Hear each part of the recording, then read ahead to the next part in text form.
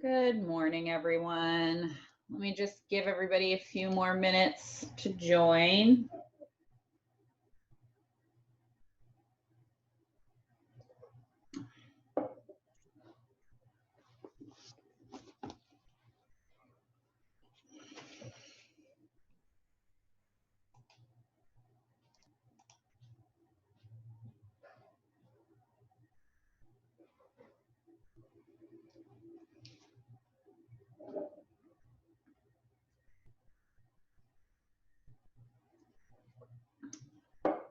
All right, so we have good news and bad news.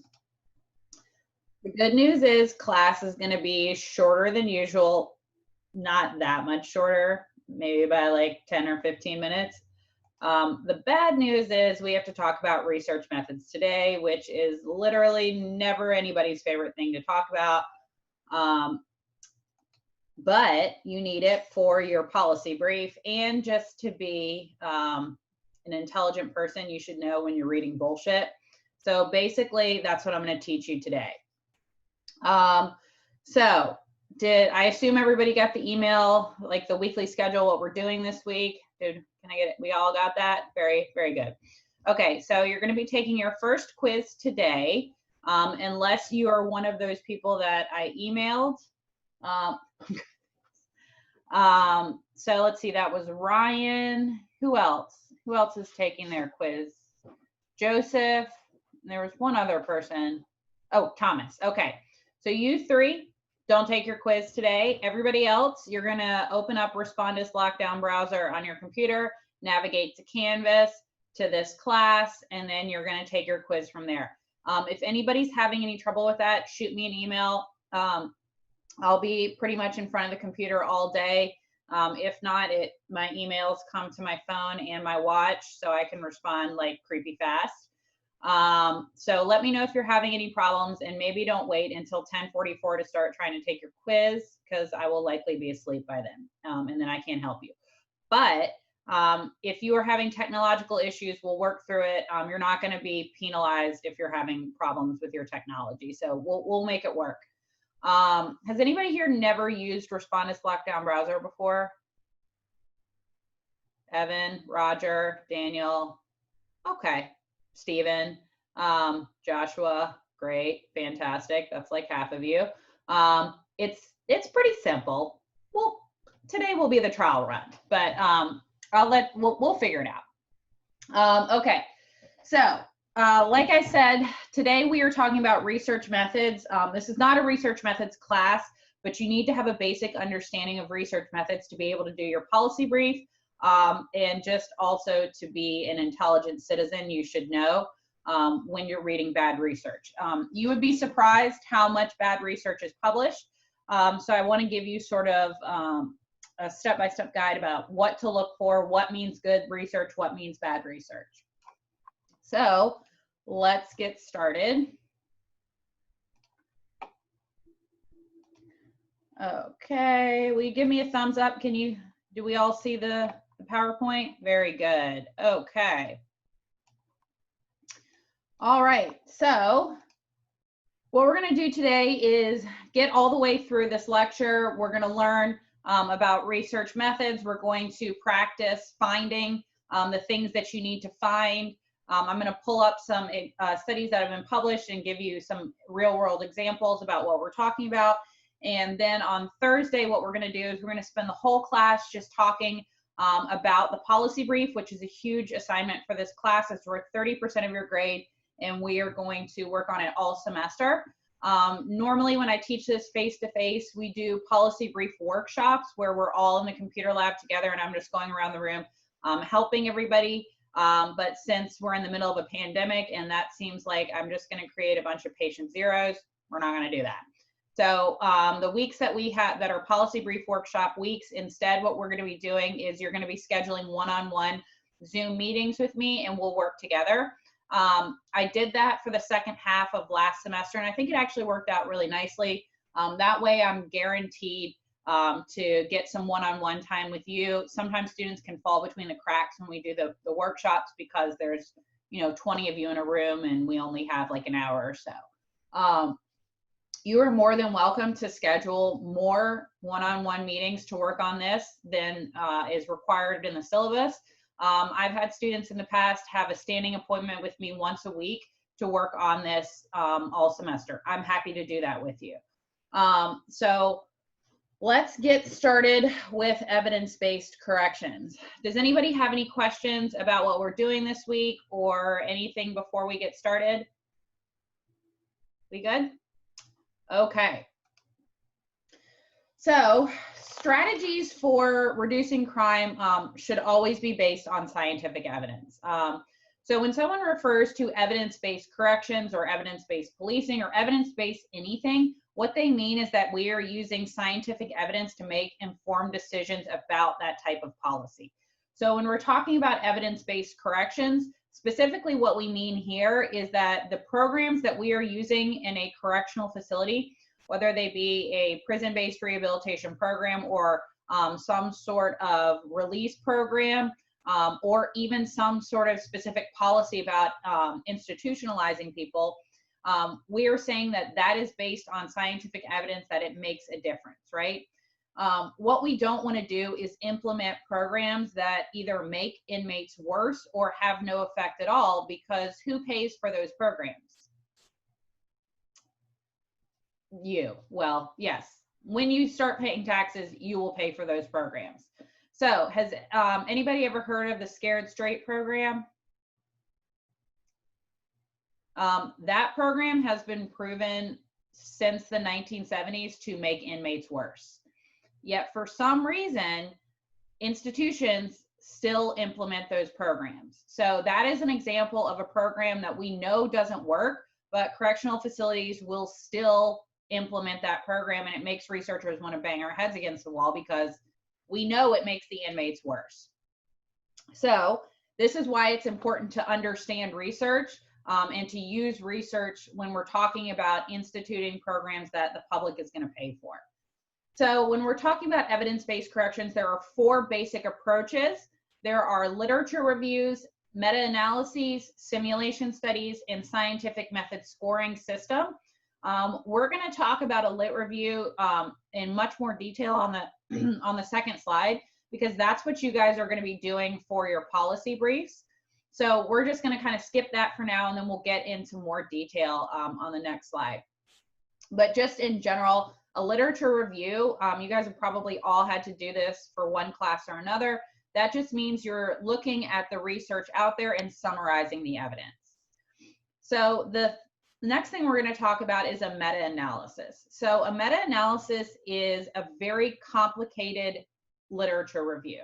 So the thing that's different about a meta-analysis is that it's very systematic. The first part of a meta-analysis will tell you exactly how they picked the studies that they picked.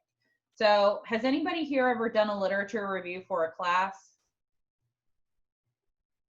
Joshua is the only one, it looks like. Oh, Evan, okay. Did you guys have Roger, did you have a section at the beginning that told you how you picked the articles that you picked? I'm gonna go with no. Probably not. Okay, that's how a meta-analysis starts, right? The reason that's important is because you want to be able to allow people to replicate your study, right? So say Evan and I are both doing a literature review on the effect of dog training programs in prison. And in my literature review, I include studies that include females, but in Evan's, his just looks at males. Do you think we're going to come up with different summaries of how this program works? Most likely, because males and females are very different. We respond to correctional treatments very differently. So right there, that's how a meta-analysis can improve a literature review, saying, in my particular study, I excluded studies that had females in it, whereas mine included both. So meta-analysis starts with a section that shows how you pick the studies that you pick. So you're going to include your inclusion criteria, the studies that you include, your exclusion criteria, the studies that you exclude. So a lot of times people exclude studies that were published before 1980, right? Or even 1990, or they will exclude studies that, you know, included a similar type of program, but not the exact type of program that they're talking about.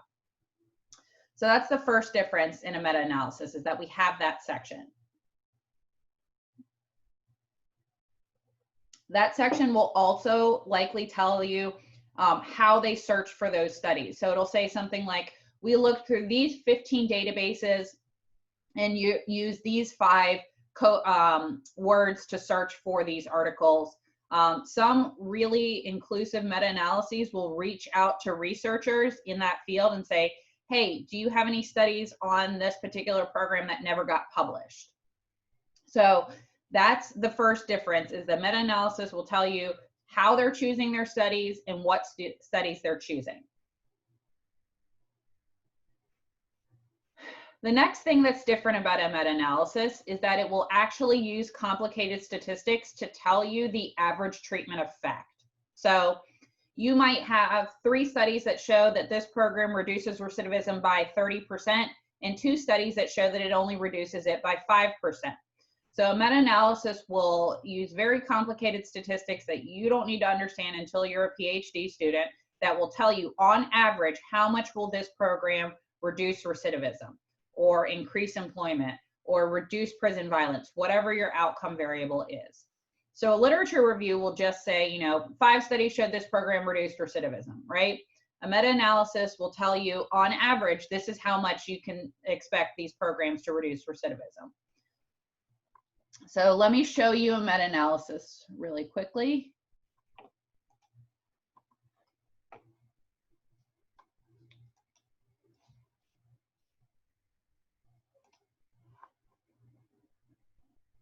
Hold on.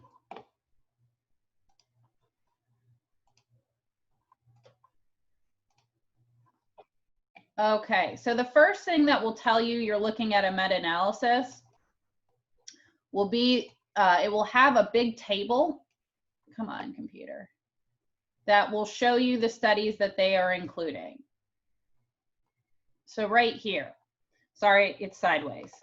So you can see right here, it's got the citation, it tells you the sample and the measures that they use, as well as the findings right here.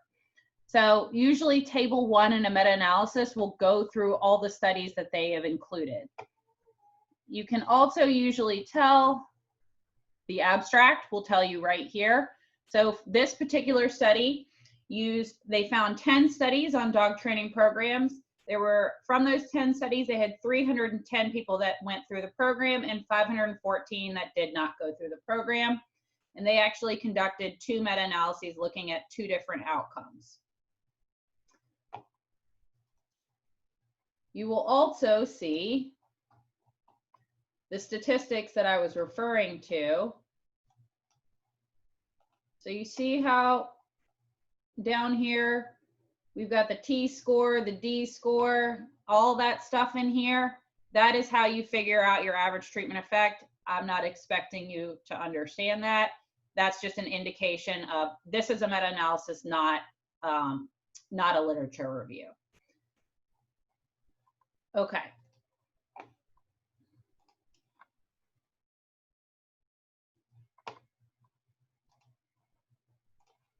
Let's get back to the lecture. Okay. So that's a meta-analysis. The next approach that we're going to talk about is a simulation study. So this is even nerdier than a meta-analysis. So a simulation study uses even more complex statistical techniques to predict the future.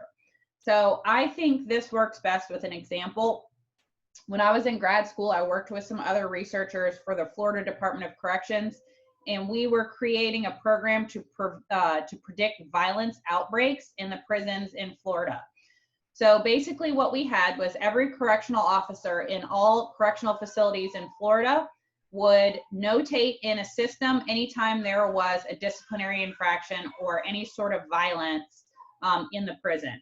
And we created a statistical code that would say if that prison or that wing of that prison or the region of prisons in this area was a green, a yellow, or a red. If it hit yellow or red, that means that the wardens in that area needed to do something to try to ameliorate some of the violence that was happening. So it was predicting, like, we're having a lot of violence in this particular wing in the prison, and if something isn't done, there might be a violent outbreak right here.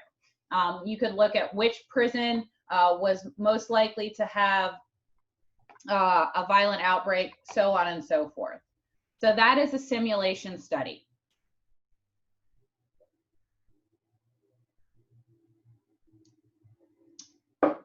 The last one is the scientific method scoring system.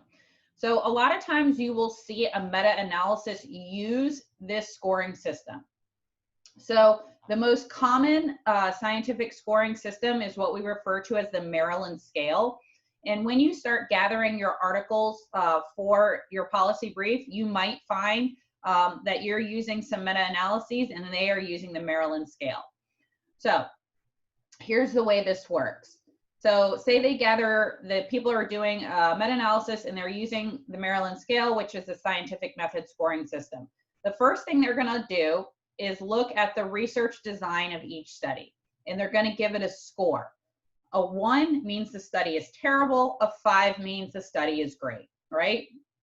So they're gonna categorize each of these studies by how strong the research methods are, and then they're going to put more weight into the results of the good studies and less weight into the results of the bad studies.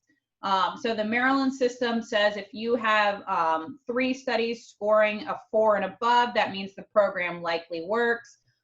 Your chapter goes into a whole lot more detail specifically about the Maryland scale, but that's the gist of it, is that it's a 2-step process. 1, you assign a score to the study depending on how strong their methods are. And 2, then you sort of vote count, right? So if you've got 3 good studies, that means this program likely works. If you've got 4 bad studies, it means it's promising, but we can't say for sure that it works. So let me show you what a Maryland scale meta-analysis would look like.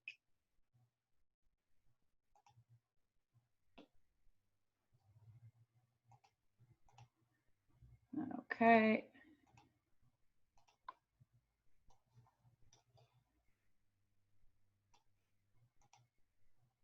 All right, so if you can see right here, this is a meta-analysis that used the scientific method scoring system. And you see where it says method score right here. This study right here got a 5, which means that study is really, really good. That's the gold standard. If you can get a 5, that's great. And you can see the sample size. They had 3 different samples they compared. This study right here got a 4, so that's a pretty good study. You can see the sample sizes, the results right here. We got another 4, another 4, a 3, a 3, a 3, 3. This one is terrible. It got a 2. This one also got a 2. And on the next couple of slides, we're going to talk about why these studies likely got a 2 right here. But that's what we're going to see right here. We're going to put more weight into those studies, the results of the studies that had 4s and 5s, as opposed to the ones that had 3s, 2s, and 1s. So that's a scientific method scoring system. If you see the Maryland scale, that is the most common scientific scoring system.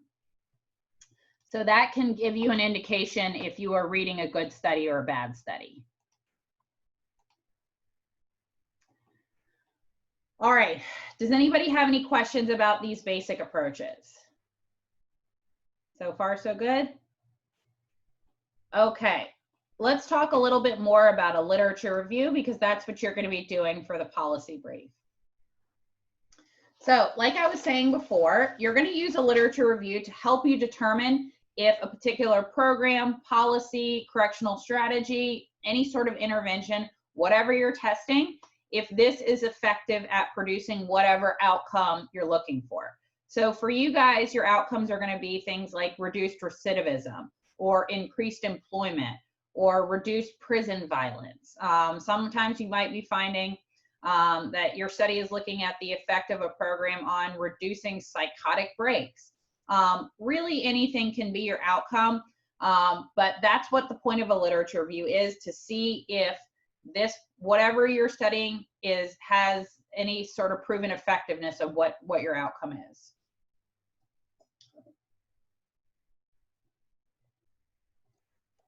So we're going to be drawing conclusions about the findings based on the direction and the significance of results. So let me break that statement down. When we're talking about the direction of the results, sometimes you will hear, because I'm going to be having you guys read published academic articles. So if you see something that says that this program had a negative effect on recidivism, normally that sounds bad, right? But when something has a negative effect, what that means is one variable goes up, the other variable goes down. So usually for our purposes, a negative effect is good, right? So as program participation goes up, recidivism goes down. Does that make sense? If it has a positive effect, that means that as one variable goes up, so does the other.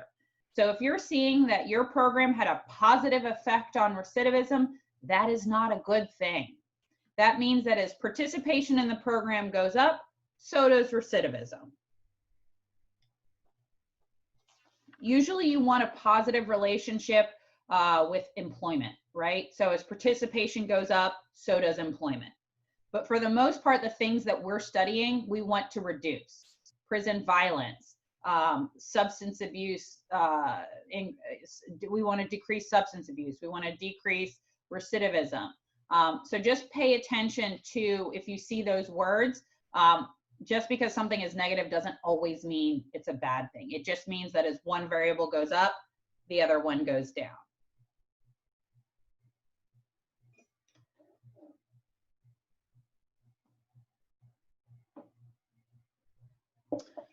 The other thing that you're going to see a lot is the term statistical significance. So you may have seen that term before. So in general, if something is statistically significant, what that means is that the findings are strong enough that the author is saying, if you implement this same program in your prison, we're confident you're going to see the same results. So if you see something is statistically significant, that means that is a good, strong finding, that you're likely to see the same result. If something is not statistically significant, that means that this is what they saw in their experiment, but the results weren't strong enough that they're saying you're likely to see the same thing elsewhere.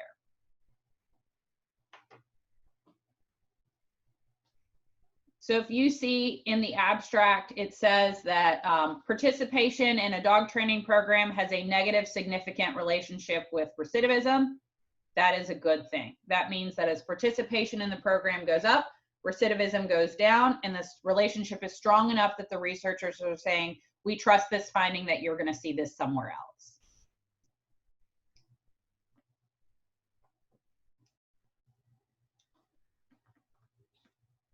So a lot of the stuff we're going to talk about today is kind of heavy, but the more we do this throughout the semester, the easier this becomes. So one of the problems with a literature review, like I was mentioning before, is that it's highly subjective. Since it doesn't have that section at the beginning, like a meta-analysis, I don't know why you included the 10 studies that you included, right? It's unsystematic. That's the problem with a literature review. It's that there's no systematic reason for why you picked one study and why you didn't.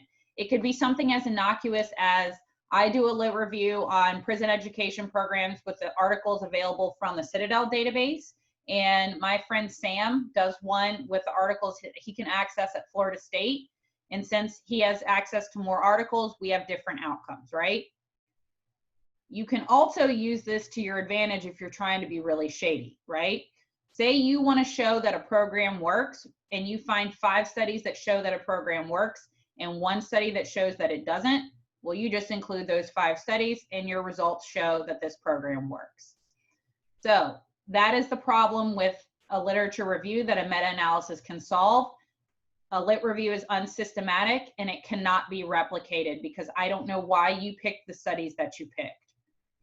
And when we're talking about anything scientific, replication is really important, which is why when you read these articles, you're going to see that their research methods section is like 5 pages long, because we are telling you exactly why we did the things that we did and how we did them so that other people can replicate them to see if they can do the same thing.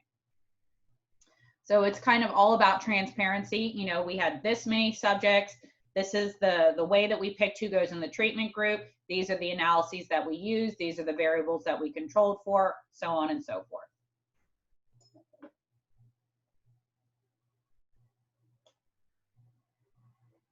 So the only time you cannot do a lit review is when there are no articles on this subject. So occasionally this will happen. So one of the first things that you guys are going to have to do for your policy brief is pick a topic. And so sometimes I tell students to do a little Google searching, read through the lectures, the book, whatever, to try to pick a topic that you're interested in. And sometimes students will find a very obscure program that exists in one prison in Brazil. I'm using a very specific example. This happened 2 years ago. I had a student that found a prison program that taught students that Brazilian fighting dance, whatever that's called. They taught inmates that in a prison in Brazil, and he wanted to do his literature or his policy brief on that. The problem was there were no articles on the effectiveness of that particular program. So you cannot do a literature review if there are no articles for you to review. So if you find a program that you really like, but you can't find any articles on it, or you can't find 5 on it, just shoot me an email, and I can usually find a way to sort of expand your topic to do that. So for instance, for that particular student, I just made his topic into physical education programs in prison.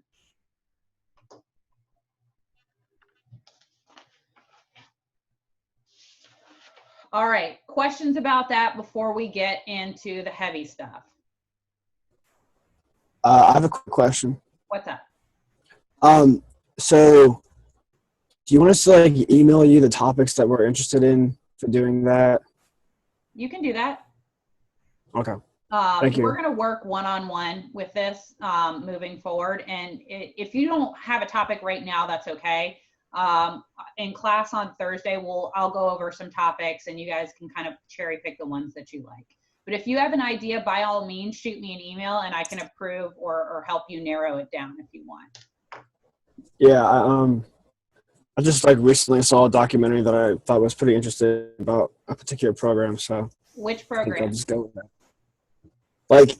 The actual original Scared Straight. Yes, there are a lot of studies from that. They're very old because we've known for a really long time that program doesn't work. But you can absolutely do that if you want. Okay. I think it was 1974 or something. Yeah. But that video is crazy. That video is really crazy. Yeah. Prediction, your executive summary is going to say these programs are the worst and they don't work. I think the last study that we had on Scared Straight was in the 90s. This is how long we've known these programs don't work. Where was that documentary, or who did the documentary? It was on, I think it was on maybe NBC or something, but it was on YouTube is where I found it. But they had a review, an interview with the kids that went to the prison in the 70s, and they showed the footage, the entire documentary that they filmed there, and then they interviewed all the kids as adults in the 90s because that's when the documentary came out, and they talked about their experience and how it kind of impacted them going forward. Did it show that it worked or that it didn't work? Most of them, well, to put it frankly, most of them were well, I don't want to get raped, so I'm not gonna keep going down the criminal path because all these guys are threatening to rape me. So yes. So let me tell you right now, we're about to go through some of the reasons why that research is not accurate. Okay. All right. So let's talk about some methodological shortcomings. So if you hear the word methodological, I'm talking about research methods. So how you got the results that you got.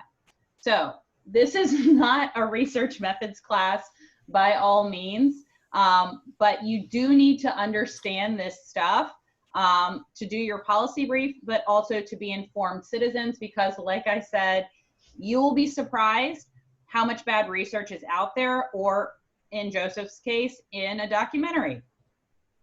So the first thing that you should note is lack of a control group. That is a big indication that your research is terrible. So who knows what a control group is? Stephen? Turn your mic on, there we go. A control group is where you have a group that you use, like you don't use any program or anything, and it's what it's the one group in this study that has no changes made to it. Exactly. So let me give you an example. Sometimes you'll see a study that says, look, these 100 people went through a dog training program and only 10% of them recidivated. This program works. Okay. No, that doesn't tell us anything, right? Because we don't have a group to compare them to, right? What if we have a group of 15 people that didn't go through a dog training program and their recidivism rate was 3%? Well, in fact, this program made them worse, right? So if you are looking at a study that does not have a comparison group or a control group, that is a bad study. And let's just take a quick look right here.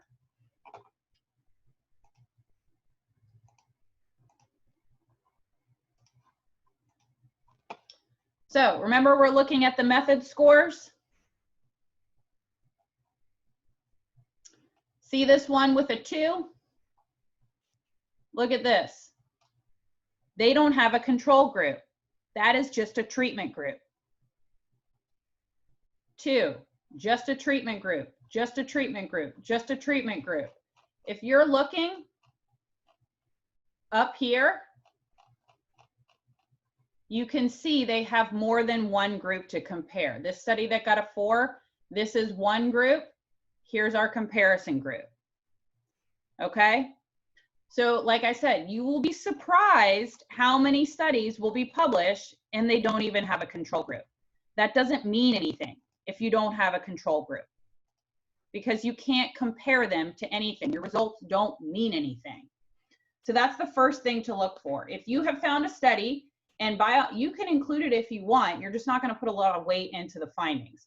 And that will be the thing that you note is like, hey, this study is actually pretty terrible. It doesn't even have a control group. So I'm not going to put a lot of weight into the findings that come out of this study. So that's the first thing to look for is there a comparison group? So a comparison group and a control group, they mean the same thing.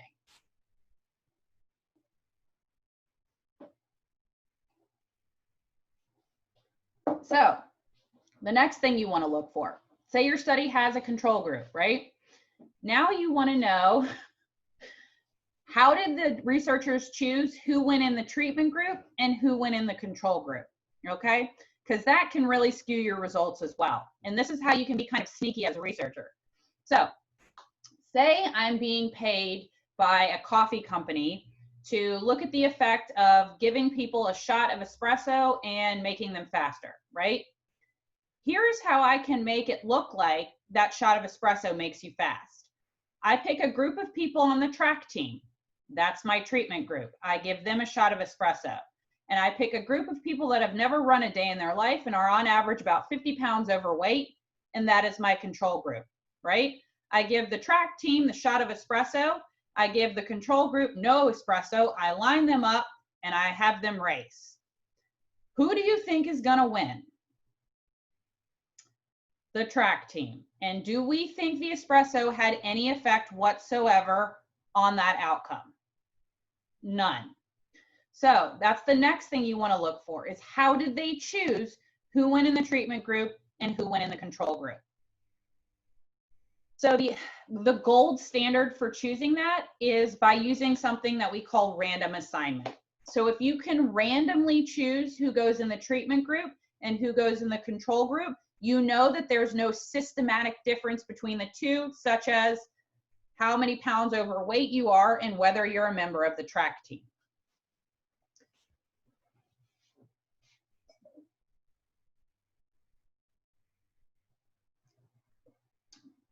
So that table that we were looking at before, the study that had a 5, that was a random assignment study where they randomly chose inmates to go into an education program and it randomly chose inmates to be the comparison group that did not go into an education program. So random assignment sounds great, right? But in practice, we can rarely use it as much as we would like because there are usually ethical concerns. So for instance, if I go to a prison and I say, hey, warden, I would love to institute a dog training program and I would like to study it and I would like to randomly choose who goes in the treatment group and who goes in the control group. And he says, hey, that's great, good idea. And so I get a list of all the inmates in the institution and I use a computer randomization program to pick people to go in the treatment group and people to go in the control group. Well, what if 2 of the people in my treatment group are allergic to dogs and 3 of them are terrified of dogs? That's not really ethical for me to force them to go through a program that involves interacting with a dog. So another reason that random assignment doesn't work a lot in prisons has a lot to do with gangs and allegiances and enemies. So I might, come up with this list of people in the treatment group and the warden might go through that list and say, 2 of those people are Bloods and 2 of them are Crips and 1 of them killed the other one's cousin, so they're just going to murder each other. So in practice, it's rare that we get to use random assignment in a correctional program.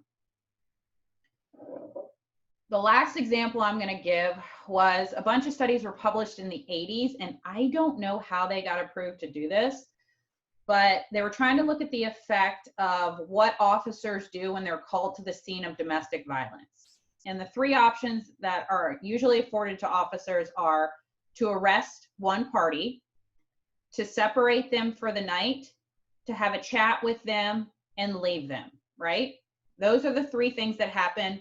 One of those 3 things happen when officers get called to a domestic violence institution or a domestic violence situation. Some researcher got approved, how, I don't know, to use randomization.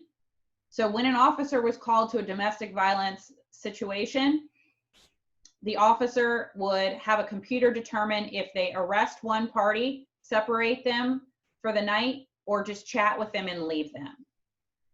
So, I mean, from a research standpoint, that's the best way to figure out which of those works best. But ethically, I don't know how they got approved to, I mean, if we've got a man who just beat the shit out of his wife and she's terrified and the officer says, well, the computer says that I have to just chat with you and then leave you. So that's an example of a study that used random assignment that seems pretty unethical to me. But so in practice, it's not really, we can't use random assignment as much as we would like. So a phrase that you'll often see if we can't use random assignment is a quasi-experimental design, in which case we're trying to use statistics to make up for the fact that we couldn't choose who goes in the treatment group and who goes in the control group.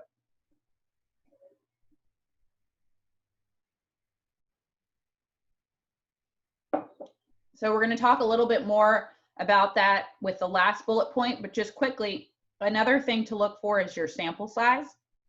So if you are looking at a study and they have a sample size of 10, is that something that you're going to put a lot of stock into those findings? No. So let's see. Joseph, in your documentary, how many kids did they talk to? I think maybe 7 or 8, maybe more. Okay. So that's problem number 1, right? That's not very many kids. Problem number 2, did they talk to a similar group of kids that did not go through Scared Straight? Nope. So that right there is really shitty research, which is probably why they found that this program works. So those are some things to look for. So the last thing I want to talk about is failure to use appropriate statistical controls. So a lot of times we cannot use random assignment. And one of the main reasons why we can't use random assignment is because a lot of times we're called to look at the effect of the program and the group has already been chosen. So this happens all the time. I'll get a call from a correctional facility and say, hey, can you analyze this program? And I'm like, yeah, sure, absolutely. And they're like, great. the inmates had to volunteer for the program because of ethics. It's really hard for us to force an inmate to do anything. So they had to volunteer for the program, and they've already been in the program for 6 months.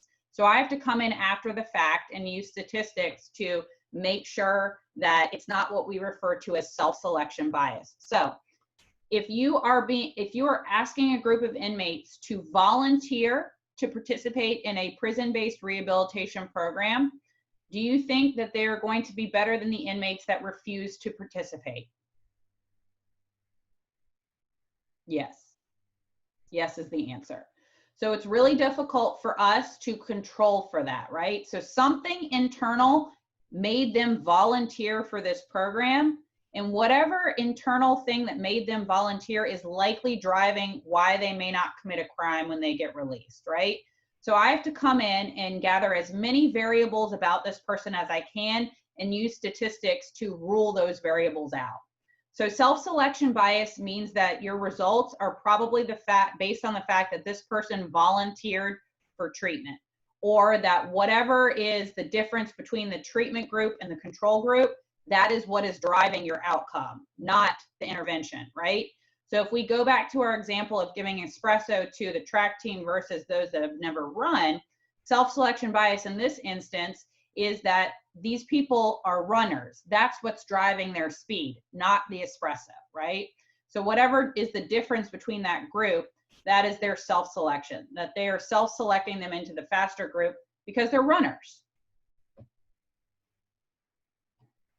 So using statistical controls, that just means what you're doing is using statistics to rule out a bunch of things that might be affecting your outcome. So when you're looking at any sort of statistical article, table 1 is usually a list of variables that they are using to rule out things.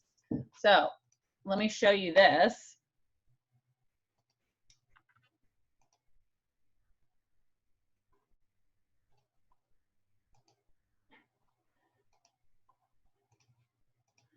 Okay, so table 1. Here are all of the variables that they are using to rule things out. So the first thing is male. So we know that males commit more crimes than females, right? So the first thing that we have to control for is gender.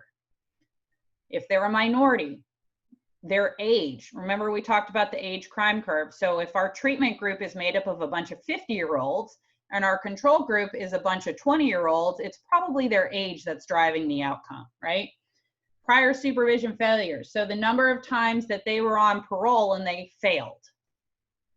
Prior convictions, right? If our treatment group is made up of a group of people that this is their first offense compared to our control group, who this is their 50th offense, it's going to look like the treatment works when in reality, this is just a career criminal.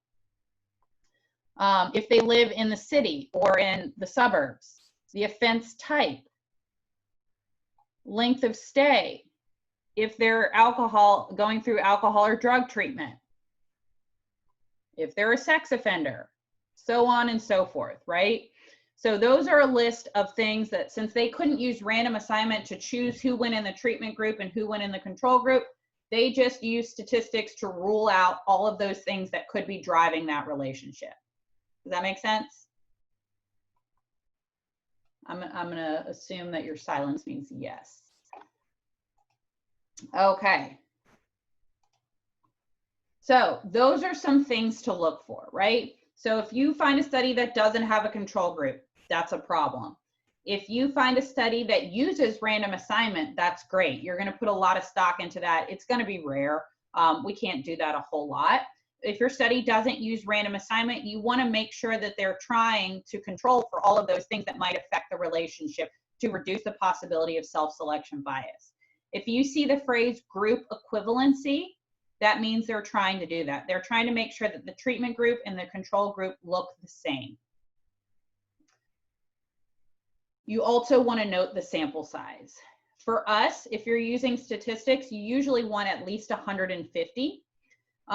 If your sample size is less than 150, that makes your statistics pretty unstable. So you might have, say you have 70 people in your study, right? And you run stats, just any sort of statistics. If you add 3 people or remove 3 people from your study, and I've seen this happen. You could have started with a negative significant relationship, and adding or removing 3 people will turn it into a positive non-significant relationship. So you need at least 150 to be able to trust your statistics.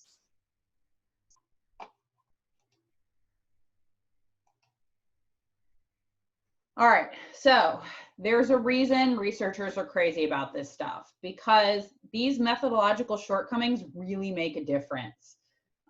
Usually, the type and the quality of your research methods are more predictive of your outcome than the actual intervention. And this was proven almost 20 years ago in this particular study right here. Weisberg and colleagues looked at 68 program correctional evaluations, and they found that the studies that were really bad were much more likely to find strong results on recidivism. The better your study, the more likely the average effect size is 0. And think about it like this, okay? We're talking about people that have committed a crime heinous enough or enough crimes to be incarcerated, right? So usually these people are pretty bad. And we are saying that putting them through one correctional program for on average 60 days is going to change their whole life. That's unlikely. So usually we find studies, the good studies will find anywhere from 3 to 10% reduction in recidivism. That's more realistic.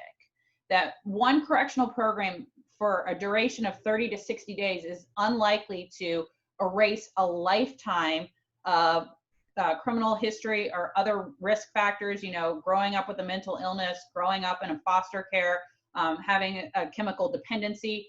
So it's really important that we take this into account, because those crappy studies are likely to show that these programs have huge effects on recidivism, when that just doesn't make sense, and it's just a result of the bad research methods. So if you're finding that a study is reporting that it can reduce recidivism by like 50%, that should raise a red flag, and you should want to figure out what sort of crappy research methods are telling you that. All right, so questions about that methodology stuff. That's a lot of information, so marinate on that. If you need a one-on-one Zoom, I'm happy to help you with that. Generally, this stuff is easier to understand once you start going through the studies, and I'm happy to help with all of that. Like I said, we're going to do one-on-one Zoom sessions, so we're going to be going through studies together, and I'm going to help you with that. So a few terms I'd like for you to write down. So like I said, this is not a statistics class, but I want you to be able to note when you're seeing good statistics. So if you see the term regression, it could be OLS regression, ordered logistic regression. If you see the term regression, that is good. Correlation is bad. Correlation looks at 2 things, your treatment and your outcome. So a regression can account for other things, right? So like we're taking our example of giving you a shot of espresso and then racing. A correlation would show that espresso affects your speed. A regression will take into account, are you on the track team? Are you overweight? And it will look at the independent effect of your treatment on your outcome, controlling for those other things. So if you see the word regression, that means it's taking statistical controls into account, those other variables that will affect your outcome. So if you see that word, that's good. If you see the word or the phrase propensity score matching, sometimes it's referred to as PSM, that is also good. It's basically just using a regression, kind of like a reverse regression, to choose who goes in the treatment group and who goes in the control group. So if you see propensity score matching, that's good. That indicates you've got good research on your hands.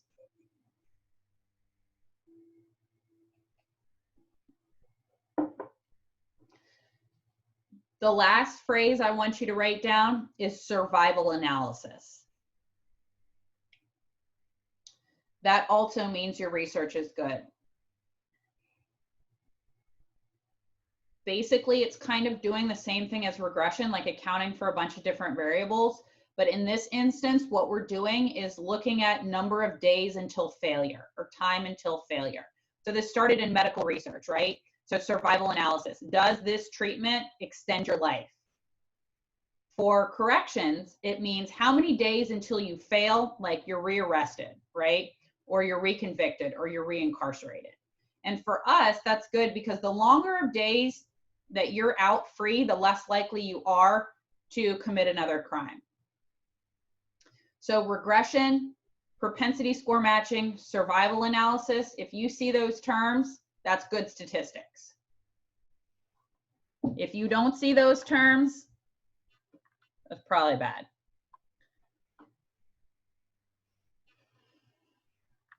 All right, so let's talk about exactly what you need to be doing for the literature review for your policy brief. So anytime you're doing a literature review, you want to note 3 things about each article: the research design, the results, and any problems or research shortcomings, methodological shortcomings that would affect you taking those results into consideration. So we're going to go through each one, and I'm going to show you where to find these things in these articles. So the research design is often found in the abstract. You're always going to want to start with the abstract, which is that little blurb right at the top. A lot of times it will tell you the research design and the results right there, and you may not even need to read the rest of the article. Other times it'll give you half of one and half of the other, and you'll just have to dig a little bit further to find the rest. So always start with the abstract. It might tell you who your sample is, how many people are in your sample, where they're getting the data, what analyses they're doing. That is often all found in the abstract. If you can't find any of that in the abstract or only part of that, the next part you want to look for is a section called the present study or the current study. That will tell you. And if you can't find it all there, then you're going to want to go to the methodology section or the research methods or research design. Those 3 places will tell you most of what you need to know about the research design. And again, if you get into this and you get confused or you just want to double check that you did it right, I'm happy to help you with that.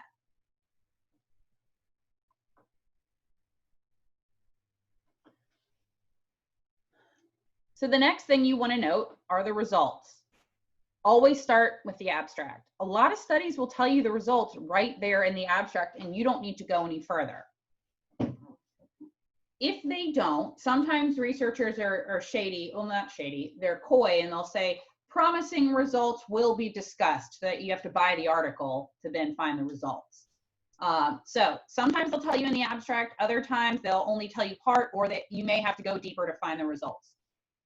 What I'm going to tell you right now, never read the section called results when we're talking about academic published manuscripts, because that section is going to be full of statistical terms that you're not going to understand. Skip that section, I promise. You don't want to read that. If you read the discussion and the conclusion, it's going to tell you the results in plain English without all those statistics. The main reason that students don't want to read scientific peer-reviewed articles is because they always skip to the results and then they get confused. That section is for somebody with a PhD. But the discussion and the conclusion are going to tell you in plain English what those results mean if it wasn't in the discussion or if it wasn't in the abstract.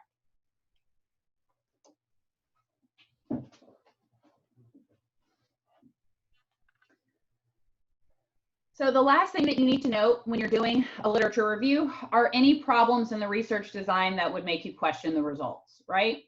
So if you're reading through the research design and you don't see any of those things that we talked about, or you're not sure if that's a problem, most good authors will have a section called limitations, where they list the problems in their study.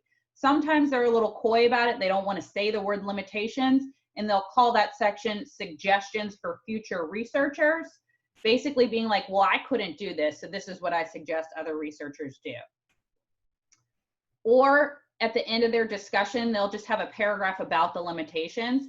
So a lot of times students will say, you know, I found the research design and the results, but I can't find any limitations. If you just like Control F, or Control Find, and look for the word limitations, you can often find them, they will list their limitations right there. If they're not listing their limitations, that should be a red flag. That usually means that they're kind of hiding something.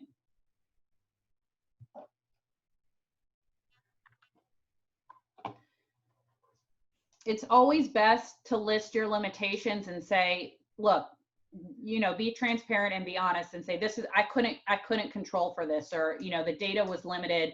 I couldn't look beyond, you know, 2011. So I can't predict how this program would work past 2011 or something like that. It's best to call attention to your faults before somebody else does it for you. So absence of them admitting problems in their study is a red flag.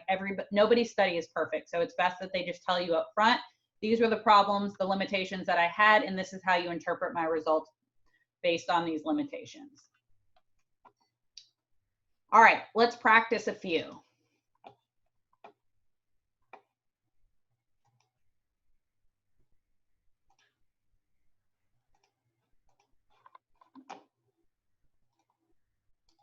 All righty.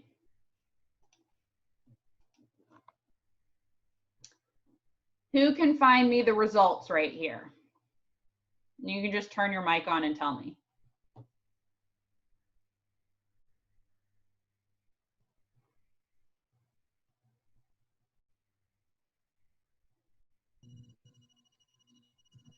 Earning a post-secondary degree in prison was associated with a greater number of hours worked, higher overall wages, and less recidivism. Very good. What about the sentence before that?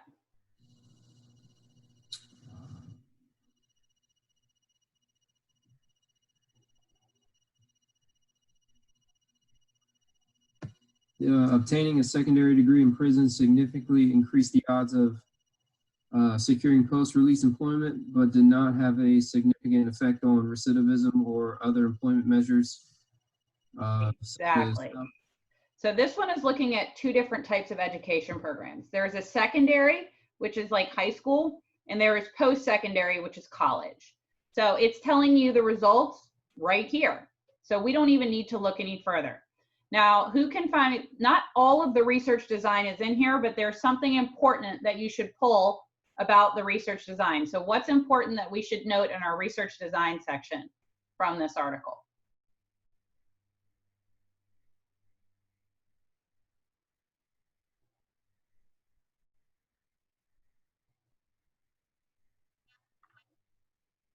Who's our sample?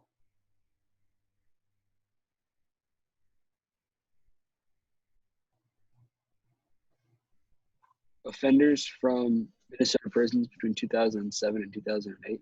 Perfect, right? So we've got some of our sample, but we don't have the sample size, and we also don't know what analysis they used. So we've got all of the results section and a little bit of our research design. So we'll need to scan a little bit further. The present study, right? So we always want to look here. So what's the first thing that jumps out that's important about this?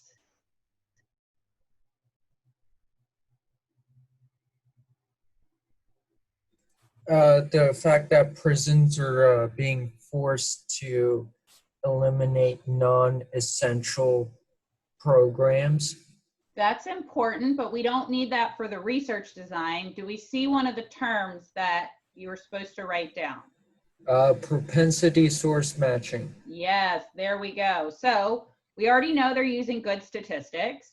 So you want to note that right there, that they're using propensity score matching, but we still don't see the sample size. So we got to scan a little bit further. So now I don't care for the way they have set this article up, but they did not ask me.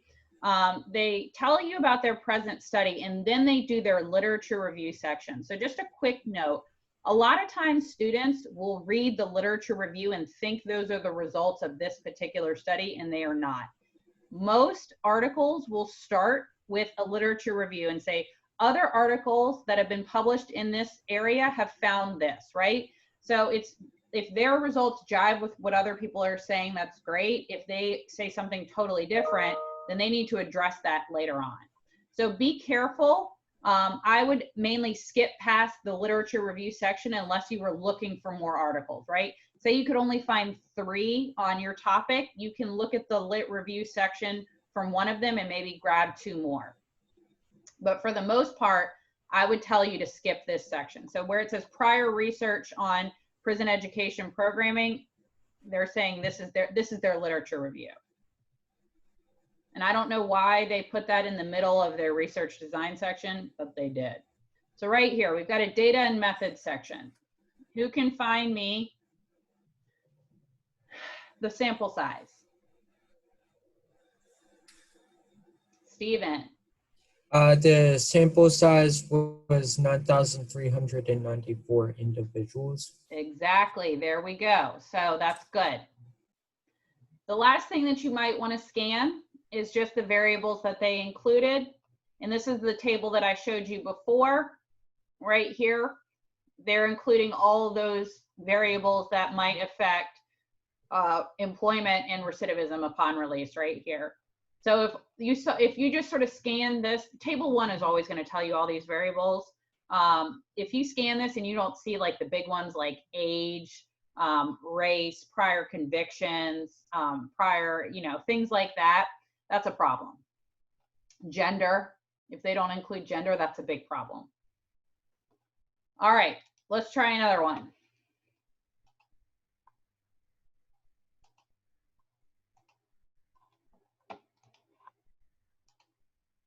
Okay, who can find me the research design here?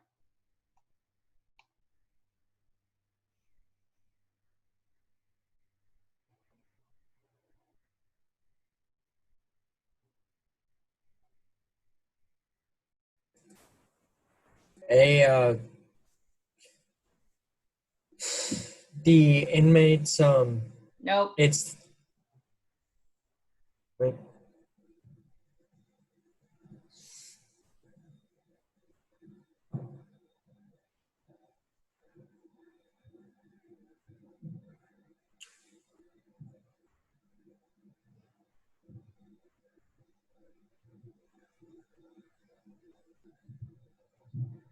There's a big word in here. That's a big deal. The drug courts. Well, that's the intervention, but we want to know how they're testing the drug courts. Through RAND. Okay, RAND is the company that's doing it. And it's the, oh. Yes, Colton, 630 offenders were randomly assigned. So we have our sample size right here, and we know it's random assignment, and the fact that they're using random assignment means they have a treatment and a control group, because random assignment is how they're choosing who goes into each one. Very good, Colton. All right, who can find me the results?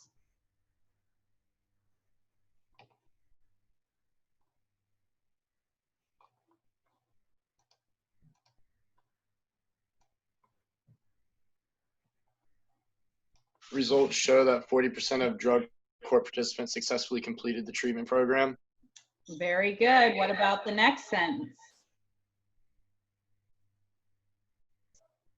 There was no significant difference between participants in the drug court program and those on routine probation in terms of new arrests.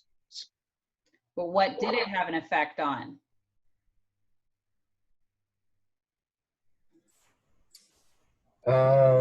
It had a overall lower rate of technical violations with fewer drug violations in particular. Exactly. So here's an example of a study where you don't actually have to read the article to get everything that you need. They have told you the research design and the results in the abstract. And the fact that it's random assignment means it's unlikely that there are limitations. The fact that it's random assignment, if you were graduate students, I would expect you to dig a little deeper to find limitations, but random assignment is the gold standard. So for you guys, you could say that this was a near perfect study. So this is why you always want to start with the abstract, because a lot of times it will give you a lot of the information that you need. Okay.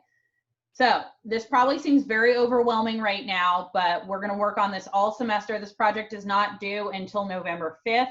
And I have weeks built into the syllabus where all we are doing is working on this, and you guys are required to schedule at least one meeting, one-on-one Zoom meeting with me. Usually they're about 30 minutes during those weeks, but you are more than welcome to schedule as many appointments as you want. This is not something that you can do by yourself, so let me help you do this. This is a hard assignment, but it is very rewarding, and I think it's really important because there's just so much misinformation out there. I want you to be able to spot when you're reading bullshit, okay? All right, so we have our first quiz today. Let's see, we've got Ryan. Who else is taking their quiz? Is it Thomas? And who's the other one? Joseph, I think, right? Okay, so Ryan, Joseph, and Thomas, don't take your quiz today. So on Thursday morning, you're gonna answer those questions one at a time. You're gonna automatically get a 5 out of 5 for playing. The winner will come back, and the last 3 standing will get extra credit on the final exam. But everybody else, what you're gonna do is open up Respondus Lockdown browser. It's gonna take you straight to Canvas. You're gonna go to our class, into the quizzes, and you're gonna take quiz 1. It will be available in about 10 minutes. So sometime between 10:45 this morning and 10:45 this evening, you need to take your quiz. Is anybody here not downloaded Respondus Lockdown browser yet? Everybody's got it? We're good? Has anybody not used it before? Oh, I think I already asked that question, never mind. Okay, so take your quiz today unless you are Ryan, Joseph, or Thomas. If you have any questions, if this lecture just like completely confused you, shoot me an email. I'm happy to explain it to you further. If this overwhelmed you a little bit, that's okay. We're gonna practice this in a hands-on manner as the weeks go forward, okay? Any questions for me? All right, well, I'll see you guys on Thursday. Bye.